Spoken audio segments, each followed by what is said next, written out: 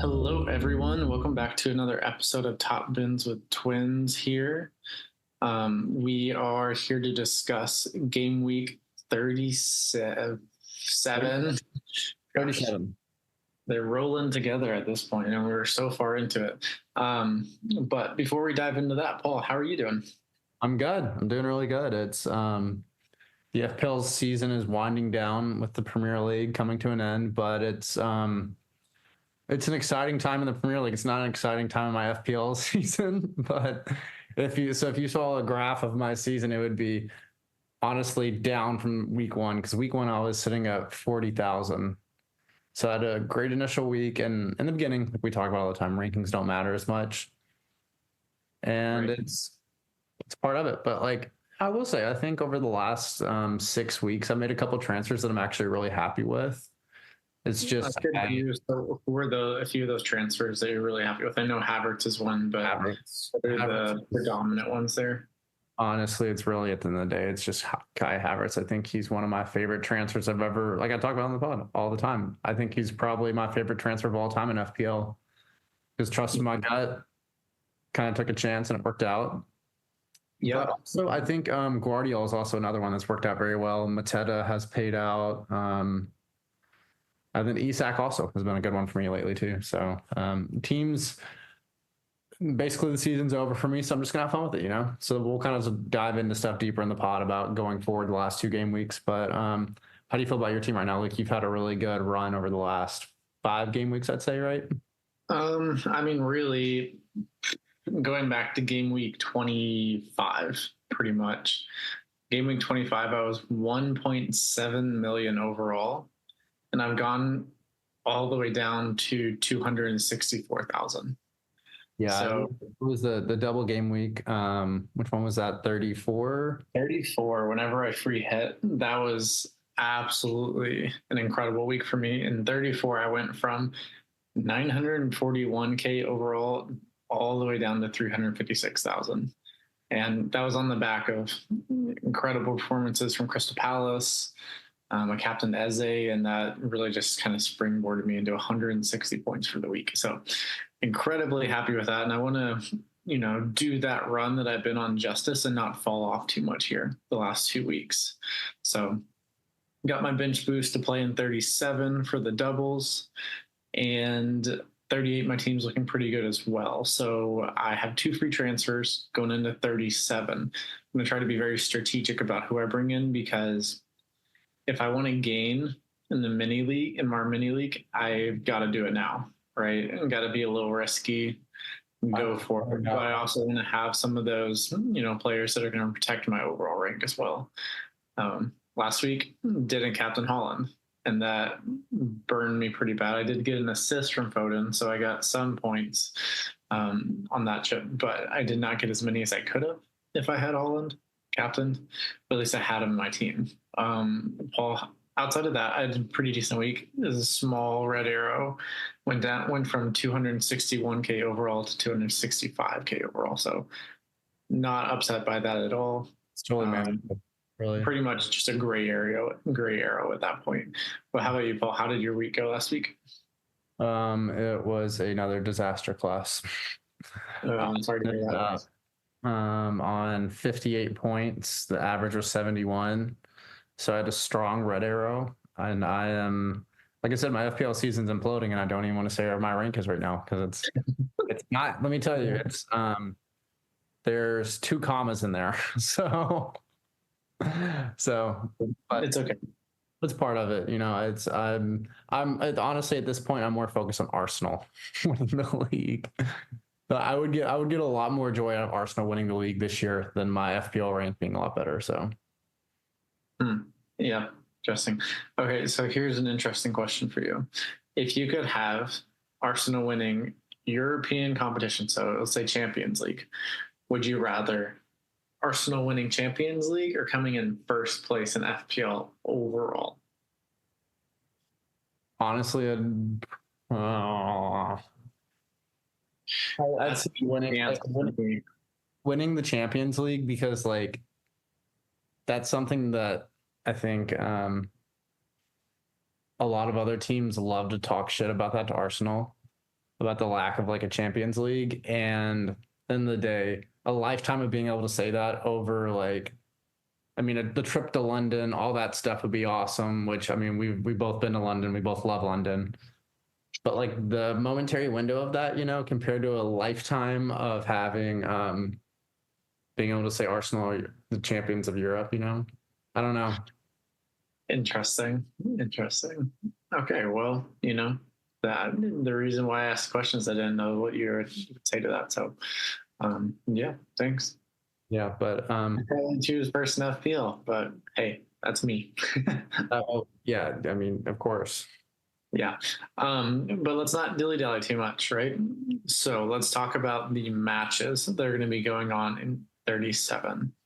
Mm-hmm. So to start out with, on Saturday, we have the first match of the day, Fulham, Manchester City. For this one, I think a lot of people are going to be captaining Haaland. Do you think you're going to be captaining Haaland? That's a great point to bring up here on the pod. So if we look at my team, Luke, I have problems because I want to bench boost this week.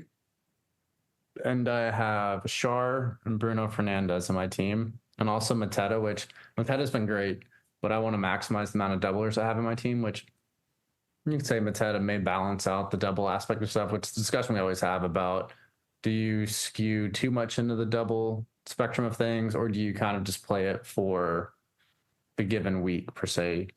But we'll see what I end up doing. But to answer your original question, if I'm going to bring in Haaland, then I'm going to have to do major surgery in my team. And I have 2 transfers this week, but I'll be taking a lot of points hits. It's just at this point, I mean, honestly, it's kind of minimal to me. Like, I'm like, whatever, Yeah, that's fair.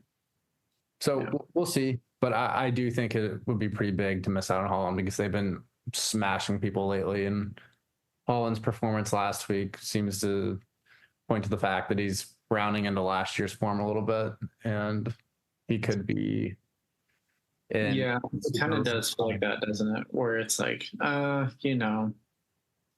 he's kind of inevitable, I should say, is what it kind of almost feels like, which kind of crazy to say, but it does feel like it has some truth to it, because he looked really good when he made that appearance against Nottingham Forest. That one goal that he had against Forest away, that was really nice. And then he gets 4 goals, right, in the next fixture. So if you're going to go against Haaland, beware, right? Especially if you don't have him in your team. I would definitely advise for getting him back in, because that would be scary for me going to sleep on a Friday night. You're waking up Saturday morning to Haaland bearing down on that Fulham defense with another fixture to go. So yeah. So Luke, you know this, but our listeners don't. Recently, I tore through the whole Godzilla movie cinematic universe. Luke's laughing, but it's kind of like Haaland's like Godzilla when he gets pissed off, and he's just like spewing radiation. Like at this point, he's like super Godzilla, like when his tail lights up blue and he's about to destroy everything. That's the feeling I get at this point. Even Pep was saying that as well, right? Where he was saying, oh, well, he looks really good right now. He's kind of had a little bit of a rest. They're not playing as many fixtures. It's not as congested in their schedule. So he's had time. And he looks really good. It looks like he has that, no pun intended, that pep in his step. Such a bad joke. Sorry, that was a bit of an unfortunate choice of words there. Okay, so next they're going to be, 7 10 o'clock fixtures. So there's a lot of matches that are going to be going on Saturday. Mm-hmm. It's going to be very jam-packed, right? And then Sunday we have 1 fixture. That's Manchester United and Arsenal. Monday we have Villa, Liverpool, and then the doubles kick in. So Tuesday we have Spurs hosting City. And then on Wednesday we have Brighton hosting Chelsea and Manchester United hosting Newcastle. So with that being said, the 6 teams that are doubling are Spurs, Manchester City, Brighton, Chelsea, Manchester United, and Newcastle.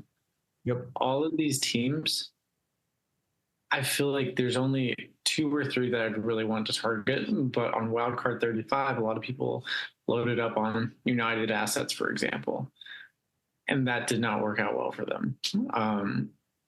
So what would you advise to people out there listening, Paul? Which teams that are doubling in 37 would you recommend? I mean, number one on your list has to be City. They're obviously chasing the goal differential. They're obviously doing everything they can to finish off the league, and they're gonna score goals. They're gonna. I mean, they didn't keep a clean sheet last week, which really hurt me because I had double City defense, which would have immensely helped my week, honestly. But I just think City's a can't miss. And number two on my list would really be probably, I'd say Chelsea. I think Chelsea has been a lot better for the last 5-6 game weeks. You have options. You have Palmer. You have Jackson, who's contributing goals now. You have Madueke, who's also contributing. You have defenders that are somewhat. I mean, I would for sure if I target Chelsea, I'm targeting like a forward or a midfielder. I don't. Okay, let's dive into that a little bit more. So, from a forward perspective for Chelsea, I think Nicholas Jackson is the sole pick. I don't think Nkunku is someone you want to roll the dice on at this point in the season. A great differential, though. You never know.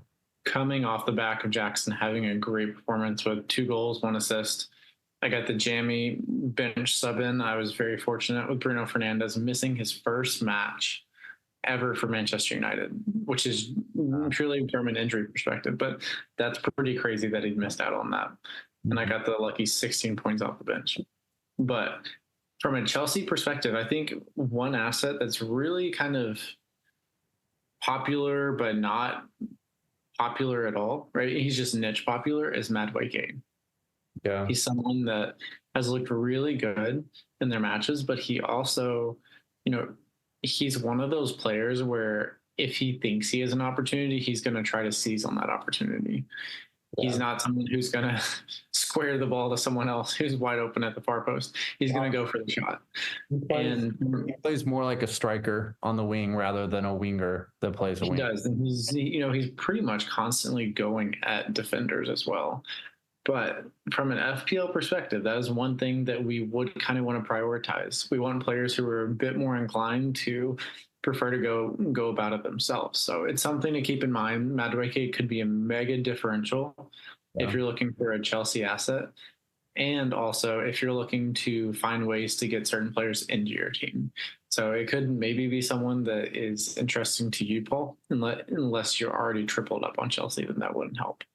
But my current team setup probably it could work for me, but I also don't love the idea of 2 Chelsea midfielders. But I think there's better options out there, Yeah, I don't know if they're going to keep their clean sheet though in either one of these fixtures. Forest still have something to play for. They're playing away to Forest.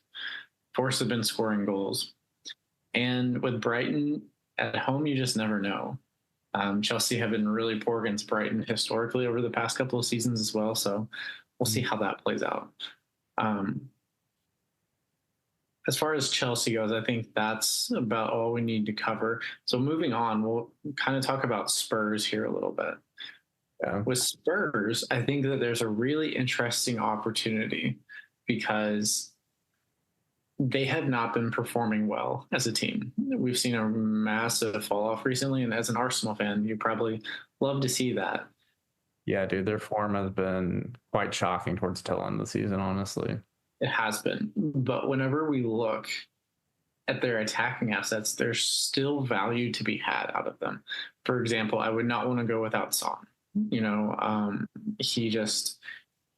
Tottenham looked pretty horrible, looked better in the second half, but he still manages a goal and he continually kind of chips away at points.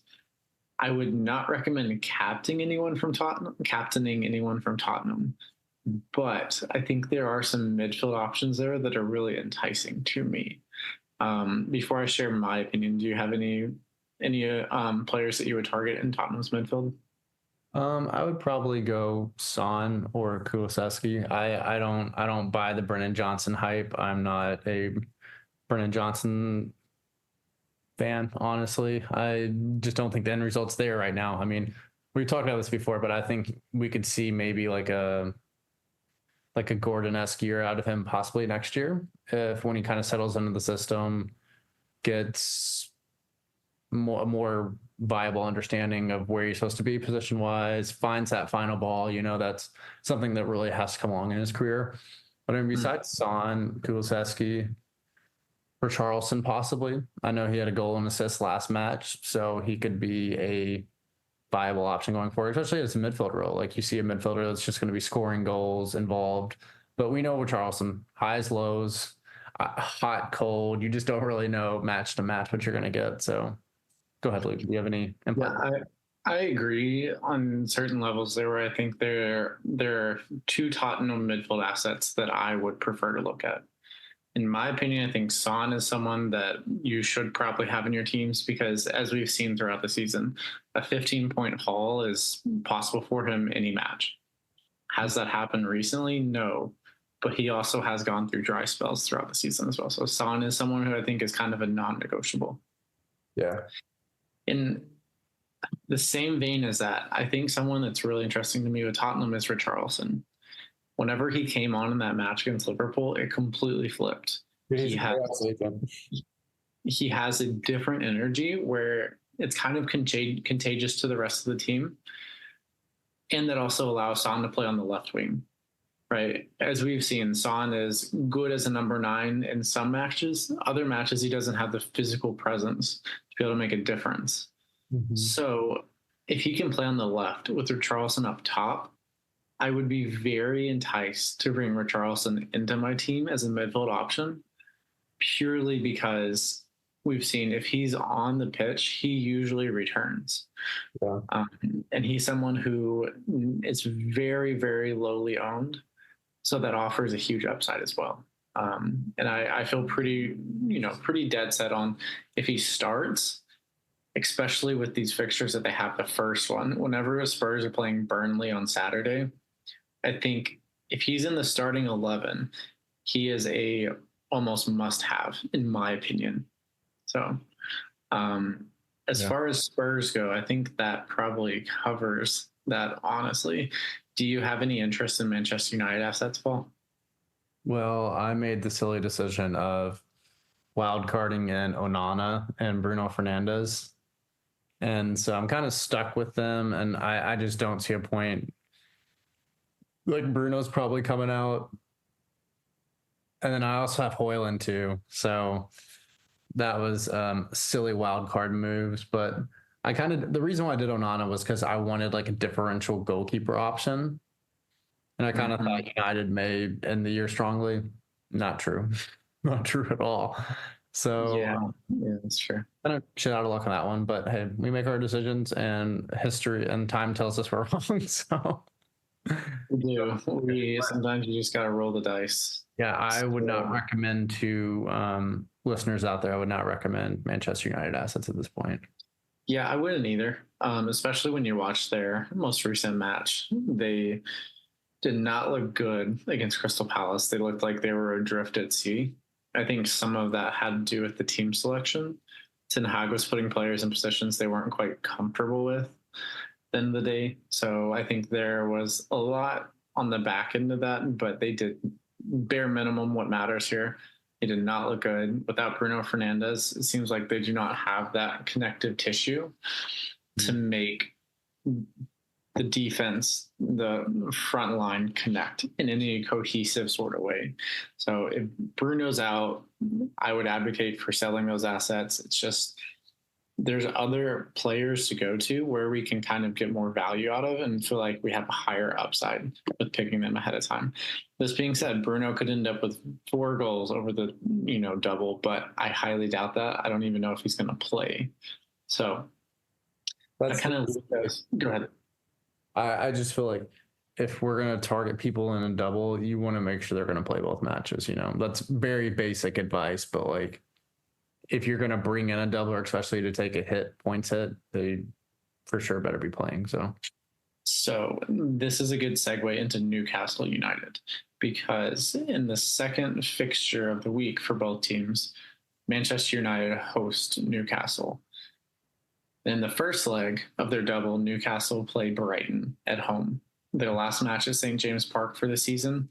So we would expect to see a really good result here. And as well, Newcastle could possibly be competing for European spots.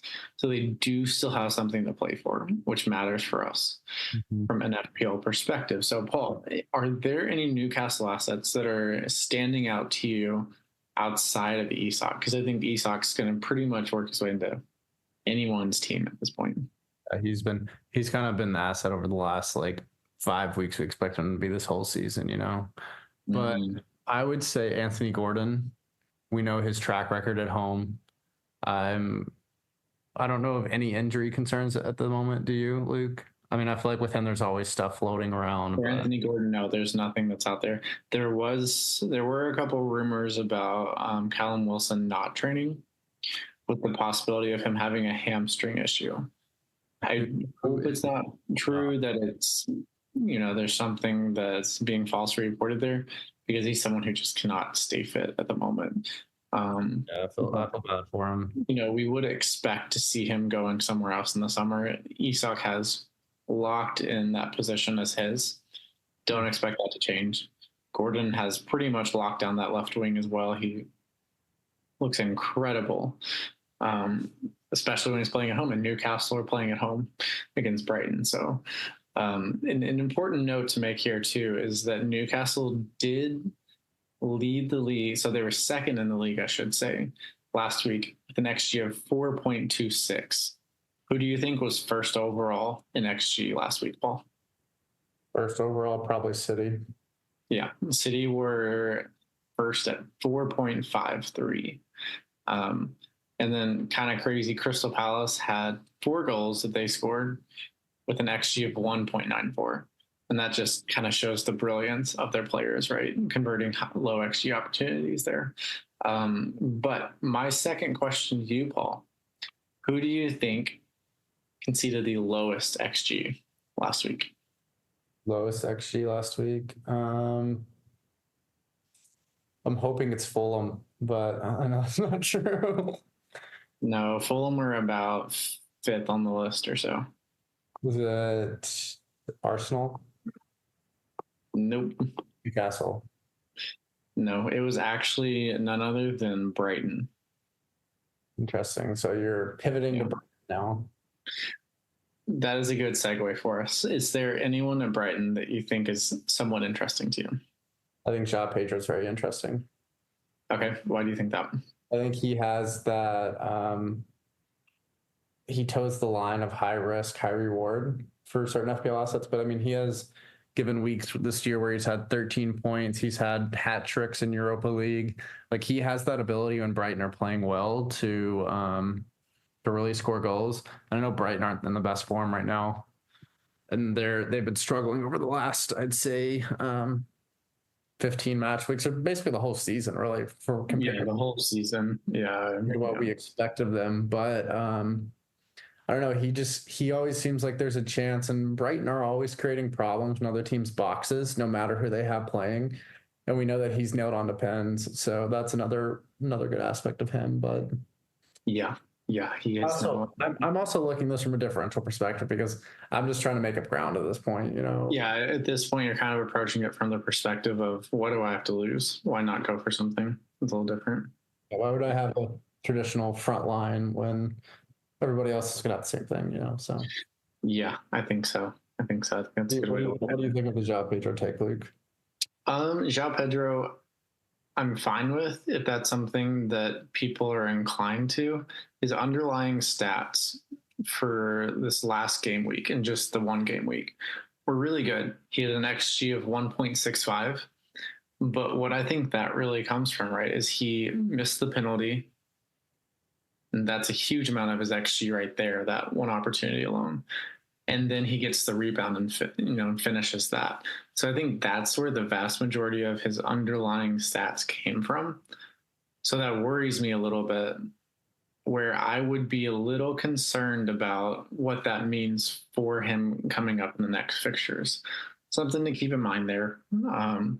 But I wouldn't advise going there. I think a front three of Holland, Isak, and Jackson is going to be the way to go.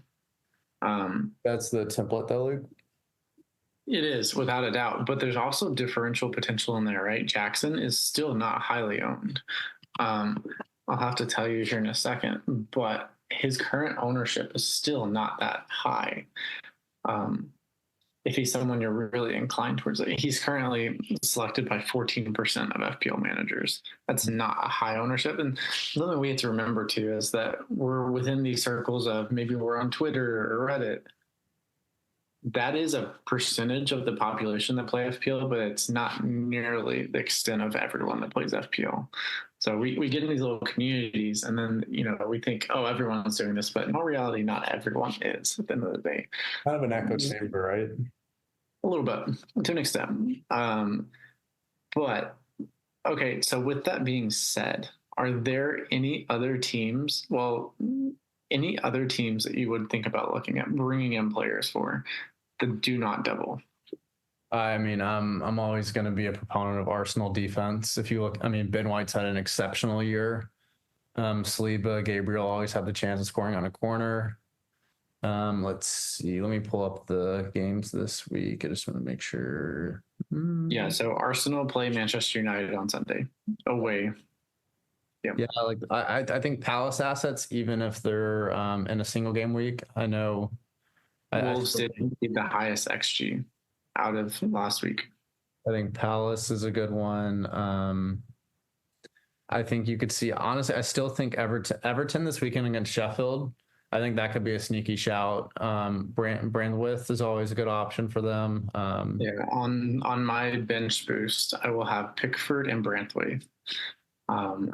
Just because they're two starting players. I have 3 issues in my team right now where there's 3 flag players. Mm-hmm. So I think those 3 will be making way. I'm not sure what they're going to turn into. I have Bruno Fernandes flagged. Not sure if he's going to play. Shaw flagged, and then Harry Maguire flagged as well. So all 3 of those I will be making way for with the mentality of loading up on as many players as I can that I think work well for 37 for my bench boost. And then also with an eye towards 38 as well. And I'll only be wanting to make 1 free transfer in 38. So I'll be taking a hit going into 37. Mm-hmm. But I should quickly pay that back as well, right? With the double coming up. So, yeah. I think that is, so from my perspective, if there are any single game week players I would be targeting, it's interesting because I don't know if I usually make this recommendation, but I think West Ham hosting Luton could be a really interesting fixture for the West Ham's asset. Large step for you to recommend West Ham there, Luke. Well, we've talked about it before. I'm not the biggest fan of, what should I say? Negative based. I don't know. That's not the best way to say it, but I think football that is not progressive, right? I'm a big advocate for progressive, forward-minded football. West Ham, I have not spoke highly of for that main reason, but I do think that Jared Bowen or Kudus could be a great shout against Luton, and maybe even Antonio. He's kind of been getting some goals here and there over the past couple of weeks. Someone to look at if you're really going for it, and perhaps they fit better into a challenge team. That might be the best angle for them. Yeah. Outside of that, though, I think that the doublers are really going to be the place that we want to go. And something else to keep in mind too, Spurs could still possibly reach Champions League. If Aston Villa continue to drop points for the rest of the season and they pick up 3 points, they pick up 6 points in this double, then it's back on. The pressure's on Villa for the final game of the season. We'll keep an eye on that, but going in, so in 38, Spurs do play Sheffield United. Something to be aware of as well. So outside of that, though, I do not think I have any closing thoughts outside of asking you, Paul. Who do you think would be your favorite captain for this week? Like I said, I'm playing everything very differential right now. But if we're talking, I would probably pick Son. And I know Spurs are out of form, blah, blah, blah stuff, but I feel like there's a high upside there. He's going to be a lower differential. Maybe Palmer, actually. Palmer or De Bruyne would be the 2 choices I have right now. Okay, something to note there for Palmer. Both of those fixtures are away. and he does not return as highly in away fixtures. It doesn't. It's kind of like Anthony Gordon a little bit, not quite as extreme. He hasn't, but I also think that Chelsea are just in really good form right now too. Like, I mean, they do look better. But the thing about that as well is that the rest of the team around him is looking better. So he's not being asked to do as much, kind of. Is where that comes. And he's converted 9 penalties this season. That's a huge chunk of his goals right there. So something else to keep in mind too. Yeah. If I was going to lean into a differential captain this week, I think that Newcastle assets are interesting. And then outside of that, I love Manchester City's fixtures from an attacking perspective.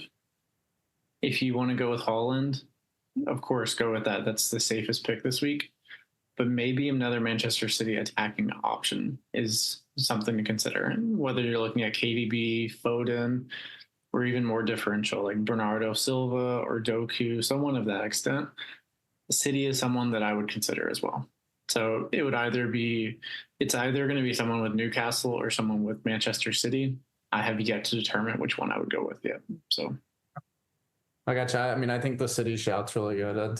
That does seem like the most practical use of a captaincy chip this week. But I mean, if you want to change your rank at this point, if you want to play the game a little different the last couple game weeks, or just try to make up a lot of ground in a differential manner, I think City's probably not the way to go. But for practicality, as soon as you put that captaincy on someone that's not Haaland, this coming week it's going to be a differential captaincy.